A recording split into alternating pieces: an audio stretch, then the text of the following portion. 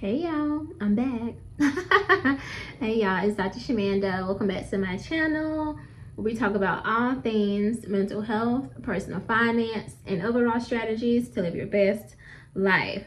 All right, y'all, it has been like 2 days since I filmed a video, and I don't know, I just needed to rest, y'all. I was tired, but I will say I have been going to the gym, so I'm still on it, okay? But today I really wanted to talk about and share this thought with you guys as I am experiencing some shifts and pivots in my own life that honestly I didn't see coming, and I'm excited about them. They are very much needed, and I will be able to go in more depth with you guys in the very next few days, so just stay tuned and you'll know exactly what I mean by this. But today I want to talk about how, you do not have to burn out in order to build wealth. I think that like hustle culture is, I want to say back during, the pandemic time, that I think that, I don't know if it started then or it ended then, I don't know, but there was this, it might have been actually before that period started, but there had been this trend of like, especially for females, like girl boss, you hustle, you go, grind mode, make it happen, go do this, whatever. And there's nothing wrong with that. You have to have a period of life and phase of life where you are in that mindset in order to really make something happen, in order to like solidly, securely build that foundation. Because after that phase, things get a little bit easier because you put in the work, you built the foundation, then you just keep building from there.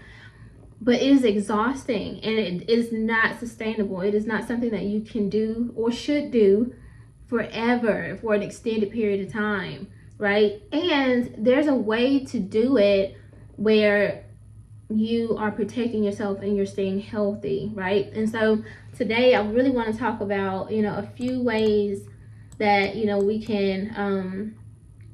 we can work toward our financial freedom goals, build wealth and time freedom and financial freedom, but still, take care of ourselves and maintain a sense of balance and peace. Now, I don't necessarily know if there's a such thing as work-life balance. I know Emma Gree she recently talked about that, and like I kind of agree. Like, you're not gonna be perfect in every area of your life. Like if you're a parent, if you are a CEO of your own company, if you work a full-time job, if you are a caregiver, if your own self-care, like juggling those things can be a lot, right? And if you think that you're going to give 110% in those areas at all times across the board, that's just setting yourself up for failure. That is probably mistake number one, is even thinking that that's possible. So let's be for real. If we can remove that idea from our brains and just already kind of start off knowing that, like, okay, something's gonna fall through the crack. Like, I'm not gonna be perfect in every area. I'm gonna have to elicit some support in these areas in order to, maintain and at least try to give, I won't say bare minimum, but at least try to give as much as you can in each area.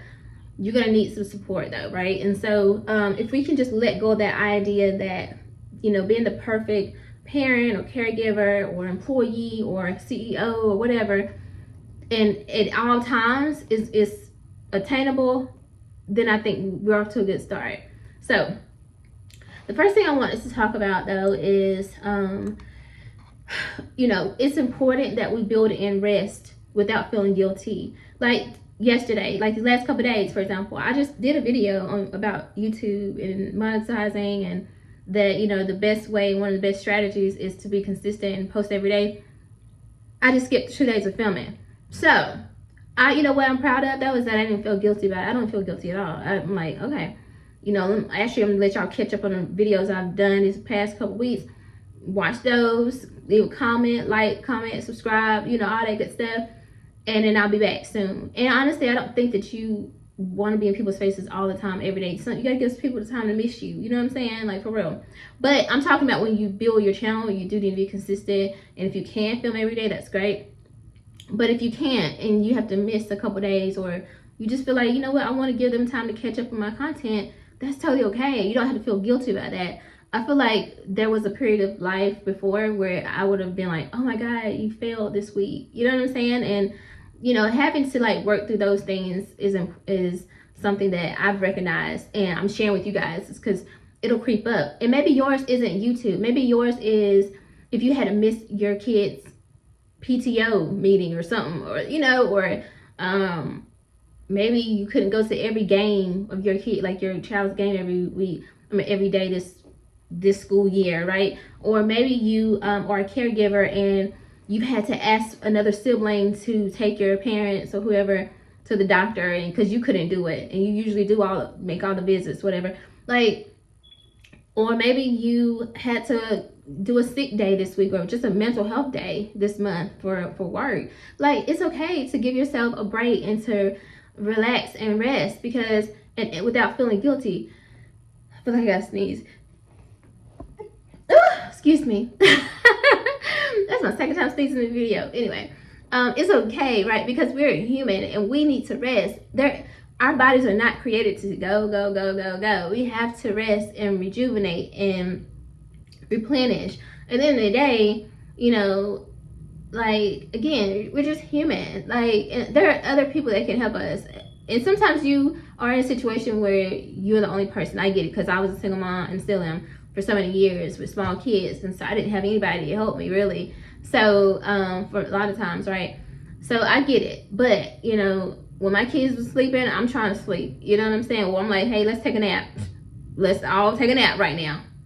No, this ain't no question. Let's all take a nap. Y'all know what it's like, baby. So, but, you know, just trying to build in that rest time without feeling guilty. And remember that point, because I'm going to tell you guys in a couple days why that's important and how that looks in my own life right now. The next one is define what enough is for you, right? That can be a challenge, you know, because even like think about financial freedom and financial, like paying off debt and saving and things like that. I have set so many goals this year, and honestly, I cannot wait for December. Not rushing it or anything, but I can't wait for December. I'm excited about December, rather, because I know I'm going to look back at this year and be like, you did so many things. You accomplished so many things on your list.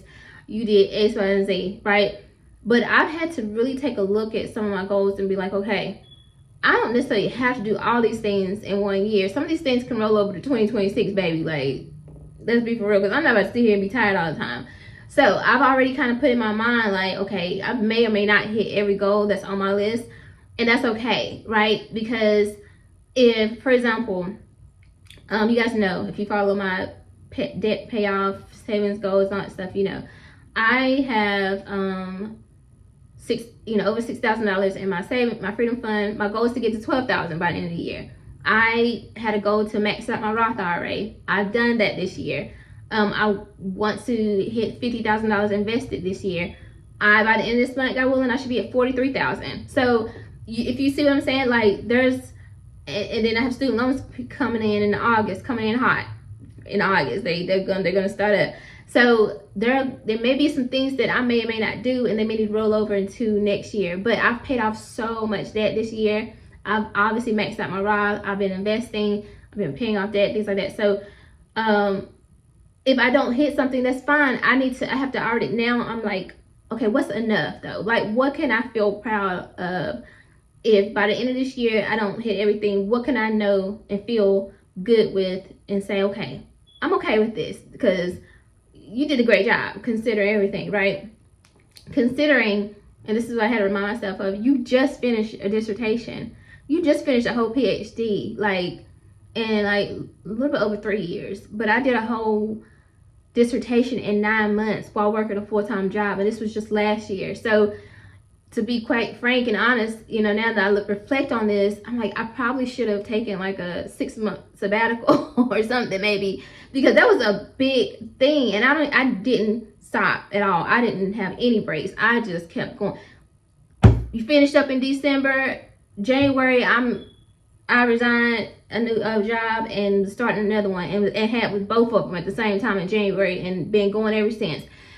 You see what I'm saying? And so I refuse to continue on that trajectory, because I'm like, you wonder why you tired, baby. It ain't just that medicine. You just been doing a lot.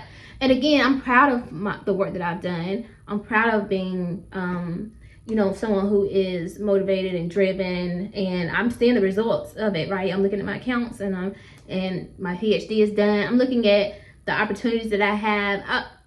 It's paying off. There's no regrets. But I'm like, does this align with who you say you want to be in the new version of you, who is, you know, well rested and doesn't subscribe to the hustle culture? Does what you are doing, does it align with that? Why can't you just have one job that pays you more while you're building the other things that you want to do? You just know what I'm saying? And so, like, looking at some of the things that I say I want and seeing what I am and where I'm at now, does that align with it? And do I need to pivot into some other things? Which leads me into number 3, is use micro pivots and not just big leaps. But okay, so again, I can't go into detail yet, but you know, one thing I've had to do, because sometimes I would look at, if I change something up, if I do something different, or say no to something, I used to look at that as failure. I look at like, oh, you set this goal, but now you're changing your mind. Now you're not doing that anymore. But what I realized is that there's something powerful about pivots, y'all. Like being willing to quickly recognize that this ain't working. This doesn't align with where I'm trying to go and where God tells me, is showing me that I need to be. This doesn't align, and so I need to pivot. Pivot doesn't mean failure. Pivot doesn't mean you gave up. It doesn't mean you quit. It just means that you're shifting something around because there's a different direction for you to go.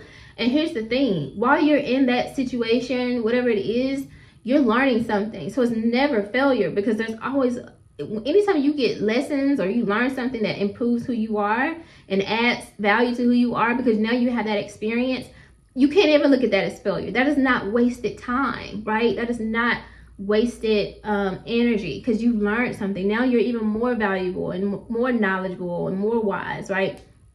And so that's what I had to really train my mind to look at now, like look at it from that perspective, is, you know, being willing to make those micro pivots and being okay with that, and knowing that God's timing, God is the best of planners, right? And so I might think that this is the way I should go, but when I get just like when I practice discernment and truly trust God's direction on my life, I realize, like, okay, yeah, actually this makes more sense to do it this way. And that does not mean that I'm not smart and I'm not wise and I don't know what I'm doing and I'm confused, none of that. And it just means that it's time to pivot, and it's okay. You know what I'm saying? And guess what, baby? I'm still going to be getting closer and closer to financial freedom and time freedom. That part. Okay?